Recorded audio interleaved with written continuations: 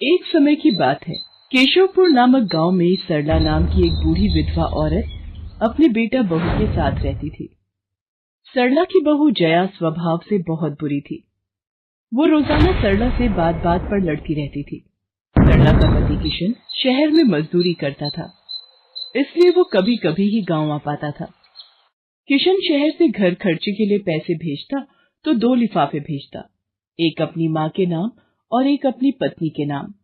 पर जया सरला के पैसे भी अपने पास ही रख लेती थी। ऐसे ही एक दिन, ये सरला देवी और जया जी के नाम के मनी ऑर्डर हैं। लाओ लाओ भैया, जल्दी से मुझे दे दो। ये सरला देवी के हस्ताक्षर करके ही उन्हें मिलेगा। माँ जी आराम कर रही हैं, लाओ मैं अंगूठा लगवा कर लाती हूँ। ए बुढ़िया, जल्दी से इस कागज पर अंगूठा लगा दे। भैया मनी ऑर्डर मुझे दे दो। जया सारे पैसे अपने पास रख लेती है और अपने और बेटे बिट्टू के लिए खाने पीने की चीजें खरीद लाती है। माँ बहुत भूख लगी है। ये देख मैं तेरे लिए कितने सारे पकवान लाई हूँ, पूड़ी, छोले, समोसे, कचौड़ी। चल हम दोनों मिलकर खाते हैं, मजा आ जाएगा। जया बहू, बहुत भूख लगी है, सुबह से कुछ भी नहीं खाया है। अगर थोड़ा सा कुछ खाने को मिल जाता तो। पता नहीं इस बुढ़िया को कितनी भूख लगती है, जब देखो हम माँ बेटे के खाने पर नजर लगाती रहती है। ये ले पकड़, आधी कचौड़ी दे रही हूँ, अब रात तक कुछ खाने को नहीं मिलेगा। और तुझे तो मैंने बोला था कि कपड़े धो देना, तेरे से अभी तक कपड़े नहीं धुले। ये कचौड़ी खाकर चुपचाप सारे कपड़े धो देना, नहीं तो मुझसे बुरा कोई नहीं होगा। बेचारी सरला कचौड़ी का एक टुकड़ा खाकर भला क्या पेट भरती। वो फिर से दोबारा काम पर लग जाती है। एक दिन किशन शहर से वापस आने वाला था। जया को पता था कि जब किशन सरला से पूछेगा कि वो उसे पैसे बराबर भेजता है तो उसे मिलते हैं या नहीं। ये बात सोचकर जया थोड़ा घबरा जाती है और वो सरला से कहती है, ओ बुढ़िया, अगर तूने अपने बेटे से कहा कि तुझे उसके भेजे हुए पैसे नहीं मिलते तो मुझसे बुरा कोई नहीं होगा। वो तो एक दिन रहकर चले जाएंगे, उसके बाद जो मैं तेरा हाल करूंगी ना, फिर तू देखती रह जाएगी। इसलिए अपने बेटे के सामने दुखड़े रोने की कोशिश मत करना। नहीं बहू, मैं किशन को कुछ नहीं कहूंगी। माँ, मैंने तुम्हें पैसे भेजे थे, वो तुम्हें मिल गए थे ना? अरे आप बिना कैसी बातें करते हो, माँ जी को मैं बराबर से पैसे देती रहती हूँ। माँ जी ये लो गरम गरम पनीर के पकौड़े, आप भी खाओ।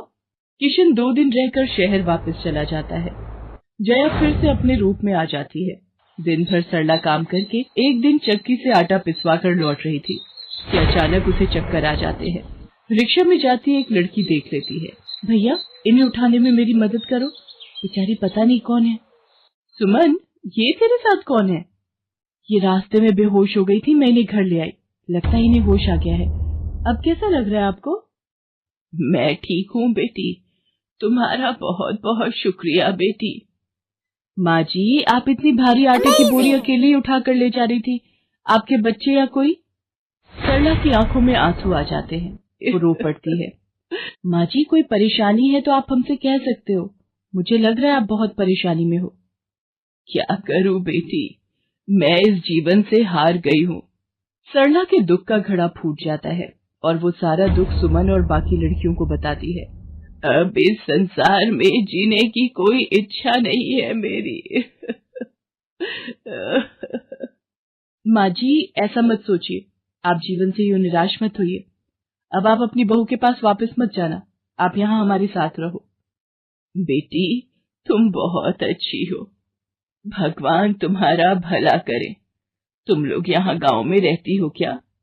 जी माँ जी, हम मेहंदी वाली हैं, हम लोग मेहंदी लगाने का काम करती हैं और आसपास के गांव और शहरों में मेहंदी लगाने जाती हैं। क्या मैं भी ये काम सीख सकती हूँ? क्यों नहीं, बिल्कुल, और ये तो बहुत अच्छी बात है, हमारे ग्रुप में आप भी जुड़ जाओगे, मैं आपको मेहंदी लगाना सिखाऊंगी। सरला अब उन लड़कियों के साथ ही रहने लगी और कुछ ही समय में वो बहुत अच्छी मेहंदी लगाना सीख गई। इधर जया सरला के कुछ दिन तक वापस न आने से घबरा जाती है। ये बुढ़िया इतने दिनों से कहाँ गायब है, मुझे तो कोई खोज खबर नहीं है। बिट्टू के बापू ने हम सबको अचानक शहर बुलाया है, वहां जाकर अब यही बोलना पड़ेगा कि बुढ़िया की तबीयत खराब थी इसलिए नहीं ला सकी। जया बिट्टू को लेकर किशन के पास शहर पहुंचती है। क्या हुआ जया, माँ तुम्हारे साथ नहीं आई? वो माँ जी की तबीयत कुछ ठीक नहीं थी, इसलिए मैंने उन्हें बोला कि वो गांव में ही रहें। बेकार में सफर करती तो उनकी तबीयत और खराब हो जाती। पर तुमने मुझे अचानक क्यों शहर क्यों बुला लिया? अरे वो हमारे सेठ जी की लड़की की शादी है, इसलिए उन्होंने बोला कि कोई ऊपर के कामों के लिए मिल जाए। मैंने सोचा तुम्हें बुला लेता हूँ, और माँ भी थोड़े दिन के लिए मेरे पास रह लेगी। चलो कोई नहीं, मैं तुम्हें मालकिन से मिलवा देता हूँ। देखो किशन, शाम को मेहंदी का समारोह है तो काम अच्छे से निपटाने हैं। जितने भी मेहमान आएंगे उनके स्वागत में कोई कमी ना होने पाए। आप चिंता मत करो मालकिन, सब हो जाएगा। ये मेरी पत्नी है, मैंने इसे गांव से बुला लिया है, ये सब संभाल लेगी। जया मेहंदी समारोह की तैयारियों में काम करवाने लगती है। सब मेहमान आने लगते हैं। रिचा, मेहंदी वाली अभी तक नहीं आई, कितने बजे का टाइम दिया था? मम्मी, मेरी उनसे बात हो गई है, बस कुछ ही देर में आती होंगी। लो वो आ गई। माँ जी, ये यहाँ कैसे? मेहंदी वाली लड़कियों के साथ? माँ यहाँ? जया, तुम तो कह रही थी कि माँ बीमार है और गांव में है, पर माँ मेहंदी वाली लड़कियों के साथ क्या कर रही है? मुझे कुछ समझ नहीं आ रहा। मैं माँ के पास जा रहा हूँ। माँ, तुम यहाँ इन सबके साथ? किशन बेटा, आप मेरे साथ इधर आइए, मैं आपको सब बताती हूँ। ये लड़की इनको सब कुछ बता देगी। शायद आप नहीं जानते हैं, आपकी पत्नी ने आपकी माँ पर बहुत जुल्म किए हैं, इसीलिए ये बेचारी अपना घर छोड़कर हमारे साथ रहने को मजबूर थी। सुमन किशन को सारी सच्चाई बताती है। सरला की आंखों में आंसू आ जाते। किशन सबके साथ जब घर आ जाता है। जया, तुम्हें शर्म आनी चाहिए। तुमने मेरी माँ के साथ इतना बुरा व्यवहार किया।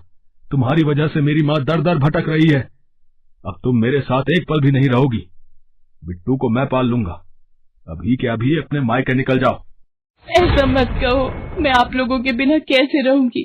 मुझे माफ कर दो। मुझे माफ कर दो, मेरे से गलती हो गई। माँ जी, मुझे माफ कर दो। किशन बेटा, मैं किसी से भी नाराज नहीं हूँ। जया बहू को माफ कर दे। गलती इंसान से ही होती है बेटा। मैंने जया बहू को माफ कर दिया। किशन जी, आप चिंता मत कीजिए, आपकी माँ जी अब हमारे साथ ही काम करेंगी। उस दिन के बाद जया ने अपना व्यवहार बदल लिया। सरला ने मेहंदी लगाना नहीं छोड़ा, वो अपनी मेहंदी लगाने के काम को करती रही। जया को अपनी गलती का एहसास हो गया था। अब वो भी सरला की बहुत देखभाल करती थी।